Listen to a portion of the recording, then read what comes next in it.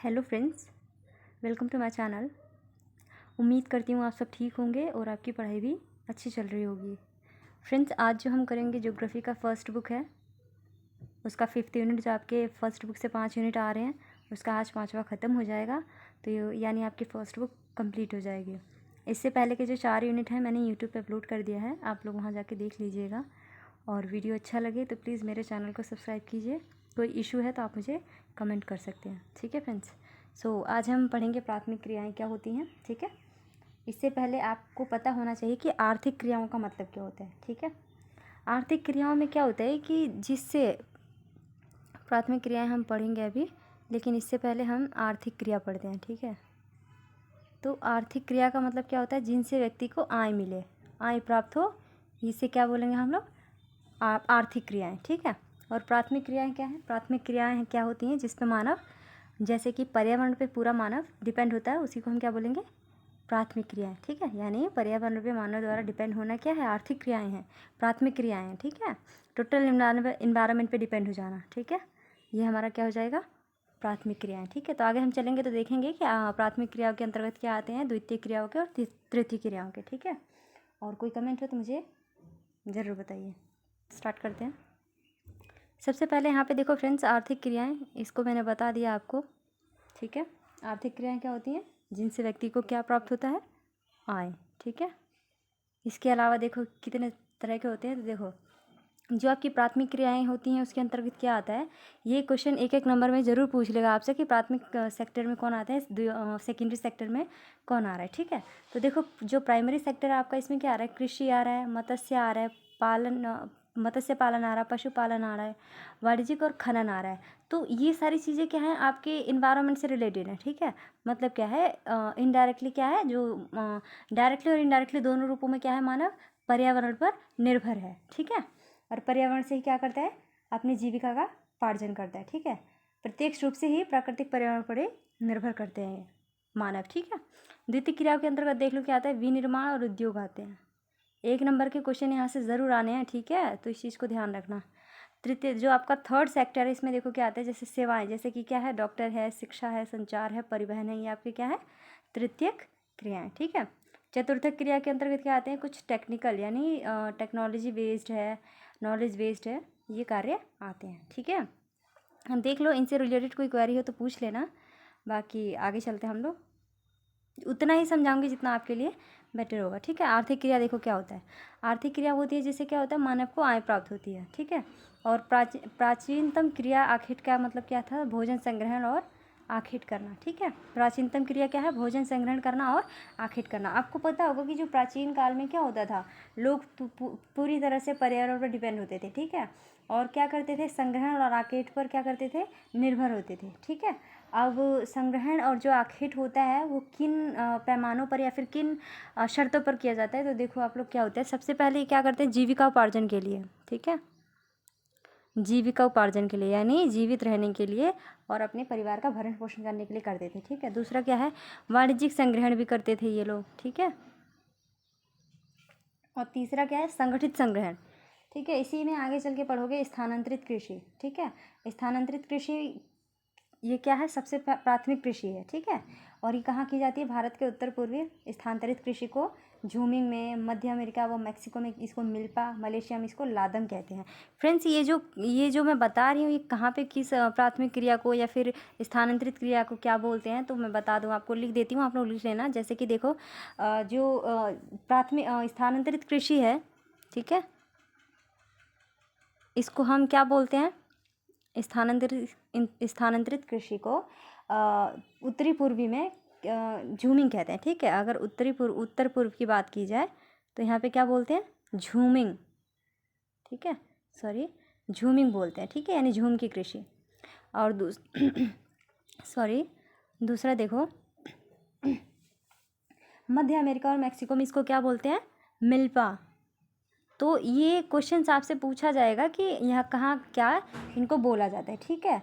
अब आगे देखो, इसको और कहाँ क्या बोला जाता है, जैसे मलेशिया में इसको क्या बोला जाता है, लादांग बोला जाता है, लादांग कहाँ बोला जाता है, ये मलेशिया में। तो ये चीज़ें आपको पता होनी चाहिए कि किस कृषि को कहाँ पे क्या नाम दिया जाता है, ठीक है। अब आगे चलते हैं। इससे रिलेटेड कोई क्वेरी है, आपको कुछ पूछना होगा तो आप मुझे कमेंट दीजिएगा, मैं वहाँ पे बता दूँगी आपको, ठीक है। अब आते हैं चलवासी और पशुचारण की विशेषता में, ठीक है फ्रेंड्स। तो चलवासी और पशुचारण की विशेषता मैं बताती हूँ आपको मैं। चलवासी पशुचारण की विशेषता जो होती है, देखो पहले तो इसका अर्थ देखो क्या होता है। तो जो चलवासी पशुचारण होते हैं, इसमें क्या होता है, समुदाय क्या करते हैं, अपने पालतू पशुओं को साथ में लेकर के पानी और चारागाह की उपलब्धता और गुणवत्ता के अनुसार एक स्थान से दूसरे स्थान पर चले जाते हैं। मतलब क्या है इनका, कि पशुओं को चराने के लिए पानी और घासों की तलाश में एक स्थान से दूसरे स्थान पर चले जाते हैं, ठीक है। इनको हम क्या बोलते हैं, चलवासी पशु, ठीक है, पशुचरण। और यहाँ इसमें पूंजी क्या होता है, पूंजी का कितना वहन होता है देख लो इसमें। देखो ये पूंजी प्रधान नहीं है, क्योंकि पशुओं को प्राकृतिक प्रवेश में पाला जाता है। यानी क्या है, जो पशु हैं वो टोटली किस पे डिपेंड है, एनवायरनमेंट पे, ठीक है। तो इनमें पूंजी यानी पैसे, इनमें इनकम नहीं होती, क्योंकि ऑलरेडी इसमें पशु जो हैं वो पर्यावरण पर डिपेंड है, तो इसमें पैसे कहाँ की बात हो गई, ठीक है। तो इनमें जो पूंजी लगती है बहुत कम, ठीक है। आगे देखो वाणिज्यिक पशुचरण, ठीक है। ये जो वाणिज्यिक कृषि का अर्थ है, ये देखो क्या होता है, वाणिज्यिक पशुपालन एक निश्चित स्थान पर विशाल क्षेत्र पर या फार्मिंग किया जाता है। जैसे आप लोगों ने देखा होगा मछली पालन है और मुर्गी पालन है, तो ये क्या है, फार्म है जहाँ पे इन्वेस्टमेंट ज़्यादा लगता है, पैसे ज़्यादा लगते हैं और उनका देख रेख क्या होता है, टोटल पैसों पे बेस्ड होता है, ठीक है। इसमें पूंजी देखो क्या होता है, जो चलवासी पशुचरण की अपेक्षा क्या है, इसमें पैसे ज़्यादा होते हैं, ठीक है। ये पूंजी प्रदान ज़्यादा करती है और पूंजी भी लगता है इसको देख रेख करने में। आगे चल देखो, और वाणिज्यिक पशुचारण कहाँ कहाँ ज़्यादा होता है, तो आपको मैं बता दूँ ऑस्ट्रेलिया में, ठीक है, ऑस्ट्रेलिया है, अर्जेंटीना है, यूएसए है, ठीक है। इन जगहों पे क्या होता है, वाणिज्यिक पशुचारण अत्यधिक होता है। और भी हैं, आप लोग देख लेना, ठीक है। आगे चलते हैं। अब देखो चावल प्रधान गहन निर्वाह कृषि, इसका अर्थ देखो क्या होता है। तो परिवार के भरण पोषण के लिए भूमि के छोटे टुकड़े पर काफ़ी बड़ी संख्या में लोग क्या करते हैं, चावल की कृषि करते हैं, ठीक है। जिसमें खेतों का आकार कैसा होता है, छोटा होता है, और ये इसका क्षेत्र कैसा होता है, मानसून एशिया के घने बसे क्षेत्रों की तरह, ठीक है। ये आपका चावल प्रधान कृषि है। इसके 1 नंबर में क्वेश्चन आपसे वहीं से पूछे जाएंगे जहाँ पे ज़्यादा चीज़ें होती हैं, ठीक है। अब इसमें श्रम देखो क्या होता है, जो भूमि का गहन उपयोग किया जाता है, इसमें यंत्रों की अपेक्षा मानव श्रम अत्यधिक होता है। देखो धान की जब रोपाई होती है तो इसमें क्या होता है, कृषि जो किसान होता है उसका पूरा परिवार लगा रहता है, ठीक है। और इसमें नदियों से सिंचाई की जाती है, ठीक है। और क्योंकि मानव का जो किसान होता है उसका पूरा परिवार लगा रहता है, क्योंकि उनको अच्छे से पता है, हम लोग को अच्छे से पता है कि जो 49% की जनसंख्या है वो क्या है, कृषि पर निर्भर करती है, ठीक है। तो जो किसान का परिवार होता है वो किस पे, टोटल सारे परिवार मिलके क्या करते हैं, धान की रोपाई करते हैं, ठीक है, और अपने जीविका का उपार्जन करते हैं, ठीक है। इसमें जो मानव श्रम है वो अत्यधिक लगता है कंपैरिजन टू कोई यंत्र है, ठीक है। इनके खाद क्या है, खाद का देख लो आप। खेतों की उर्वरता बनाए रखने के लिए पशु के गोबर व हरी घास का प्रयोग किया जाता है। पशु के गोबर आपको अच्छे से पता है कि कितने काम के होते हैं, जो खादों का एक काम करते हैं और भूमि को उपजाऊ बनाते हैं, ठीक है। आगे चलो। अब आता है रोपण कृषि, ठीक है। रोपण कृषि में देखो क्या आता है, रोपण कृषि एक व्यापारिक कृषि है जिसके अंतर्गत क्या करते हैं, कॉफ़ी, चाय, कोको, कपास, खंड आदि के पौधे लगाए जाते हैं, ठीक है। और खेतों का आकार इनका कैसा होता है, बड़ा होता है, और इन्वेस्टमेंट इसमें अधिक होती है, पूंजी की आवश्यकता होती है इसमें, ठीक है। तकनीकी और वैज्ञानिक विधियों का भी प्रयोग किया जाता है, ठीक है।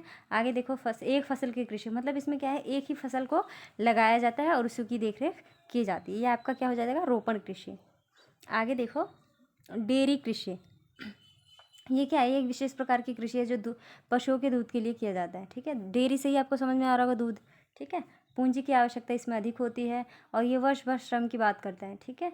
बाजार में क्या है, नगरीय और औद्योगिक क्षेत्रों के ये समीप होता है, ये इसकी विशेषता थी। आगे देखो मिश्रित कृषि किसे कहते हैं, तो इसमें देख लो आप। इसके अंतर्गत उत्पादन और पशुपालन दोनों के समान महत्व दिया जाता है, ठीक है ना। उत्पादन जो भी करना है या फिर चाहे पशुपालन, तो दोनों को महत्व उतना ही दिया जाता है। और इसमें क्या है, चारे की फसल इस कृषि की प्रमुख फसल है। चारे की फसल जो लोग उगाते हैं इसकी प्रमुख फसल है। इसमें फसल कौन सी है, गेहूँ, मक्का, जौ, मिश्रित कृषि है, ठीक है, इस टाइम पे लगाई जाती है और कृषि अत्यधिक विकसित देशों में की जाती है। आगे देखो आदिम कालीन निर्वाह कृषि। निर्वाह कृषि का यह प्रकार है जिसमें कृषक परिवार के भरण पोषण के लिए क्या करता था, उत्पादन करता था, और ये उत्पादन की बिक्री नहीं होती थी, ठीक है। इसके खेतों का आकार क्या होता था, छोटा, ठीक है। और कृषि की जो पद्धति होती थी कैसी होती थी, पौधों और झाड़ियों को जला करके, मतलब क्या है, आसपास के क्षेत्रों के जो वनस्पति हैं, पौधे हैं, झाड़ियाँ हैं, उनको काट करके जला वला के वे लोग खेती करते थे। जलाने का यहाँ पे मतलब ये है फ्रेंड्स कि वो जलाते हैं तो जो राख होती है ना, वो ज़मीन को उपजाऊता प्रदान करती है, ठीक है, जिससे ज़मीन उपजाऊ हो जाती है। आज भी आप लोग गाँव में देखोगे जो धान कटता है, गेहूँ कटते हैं, तो उसकी छोटे छोटे जो डंठल रह जाती है खेतों में, तो उसको लोग क्या करते हैं, आग लगा देते हैं। वो आग लगा देते हैं तो उससे क्या होता है, जो राख होती है वो मिट्टी में मिलती है, और मिट्टी क्या करती है, उपजाऊता को अपनाती है, ठीक है। तो राख भी आपका एक प्रकार की खाद का काम करता है, जिससे खेतों की उर्वरता बनी रहे, ठीक है। इसको हम इस विधि को क्या बोलते हैं, जो खेतों में डंठल होते हैं, बचे होते हैं, उसको जला देते हैं, तो इसको बोलते हैं क्या, कर्तन या फिर दहन विधि, ठीक है। कर्तन दहन या फिर कर्तन दहन बोलते हैं, जिसमें डंठियों को जला करके खेतों की उर्वरकता को बनाए रखा जाता है, ठीक है। आगे देखो, अब हमारे जैसे झूम कृषि हो गई, ठीक है। ऐसे टर्म्स को मैं बता देती हूँ आपको कि झूम कृषि क्या होता है। तो इसमें क्या होता है कि वनस्पतियों को काट कर जला दिया जाता है, ठीक है, और खेतों के लिए औजारों का इस्तेमाल किया जाता है। मिट्टी का उपजाऊपन समाप्त हो जाता है, तब ये क्या करते हैं, कृषक के नए क्षेत्र वन जलाकर भूमि तैयार करते हैं। मतलब झूम कृषि का मतलब इनडायरेक्टली आप कह सकते हो एक जगह से दूसरी जगह जाके कृषि करना, क्योंकि एक जगह अगर वन है, आपने जला के कृषि कर लिया और मिट्टी की उर्वरता खत्म होगी, तो जाहिर सी बात आपको दूसरी जगह जाना पड़ेगा। तो ये आपके क्या हो गई, झूम कृषि हो गई, ठीक है। अब देख लो, आर्थिक क्रियाएं मैंने बता दिया, आय प्राप्त करने का साधन है, ठीक है। आगे देखो, सामूहिक कृषि अगर पूछा जाए आपका कहाँ हो रहा है, तो सोवियत संघ में होता है। निर्वाह कृषि है, तो यह एक प्रकार की कृषि में रहने वाले स्थानीय उत्पादों का संपूर्ण लगभग उपयोग किया जाता है इसका, ठीक है। आगे लाल कॉलर श्रमिक पढ़ोगे आप लोग, लाल कॉलर श्रमिक,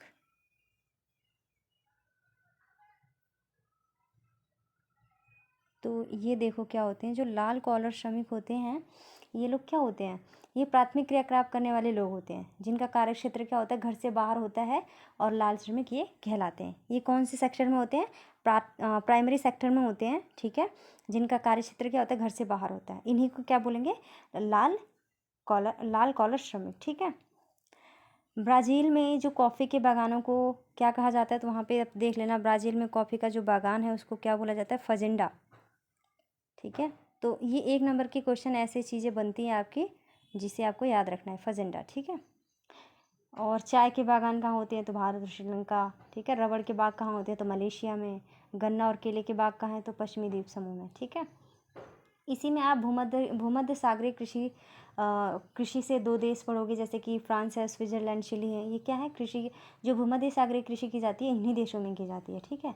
और इसकी विशेषता क्या होती है, जो भूमध्य सागरीय कृषि है, इसमें अभी बताती हूँ मैं, सेकेंड फ्रेंड्स। जो भूमध्य सागरीय कृषि है, इसमें खट्टे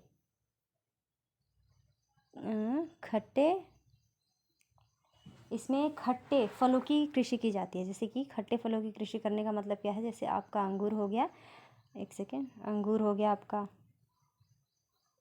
अंजीर हो गया, जैतून हो गया, ठीक है, अंजीर और जैतून हो गया। तो जो आपका भूमध्य सागरीय कृषि है, इसमें क्या किया जाता है, खट्टे फलों को उगाया जाता है, जिसमें अंगूर, अंजीर और जैतून मुख्य हो जाते हैं, ठीक है। और अब इसमें ऐसा कुछ नहीं है जो आपको बताया जाए, बाकी सब आपका यूनिट ये कंप्लीट हो गया है। एक ऋतु प्रवास किसे कहते हैं, इसमें ऋतु प्रवास भी होता है। तो जो नए चरवाहे होते हैं, वो खोज की तलाश में चलवासी पशु समतल भागों में चले जाते हैं, ठीक है। अब ये समतल भागों में चले जाते हैं, गर्मियों में मैदानी भाग से पर्वतीय चरागाह की ओर चले जाते हैं, शीत ऋतु में पर्वतीय भाग से मैदानी चरागाह की ओर चले जाते हैं। तो इसको हम क्या बोलते हैं, प्रवास, ठीक है, ऋतु प्रवास कहते हैं। मतलब ऋतु के हिसाब से आपको जगह चेंज करना, इसको क्या बोलते हैं, ऋतु प्रवास, ठीक है। तो आपका ये क्वेश्चन, आपका ये जो यूनिट था आपका ख़त्म हो गया, ठीक है। इससे रिलेटेड क्वेरी है तो आप मुझे कमेंट दीजिए, मैं बता दूंगी आपको। और नोट्स मेरे हैंड रिटन है, तो आप ज़रूर लिखिए और अपने फ्रेंड्स में भी शेयर कीजिए। और मेरी वीडियो आपको अच्छे लगे तो प्लीज़ मेरे चैनल को सब्सक्राइब कीजिए, लाइक कमेंट शेयर सब कीजिए। Thank you, have a nice day.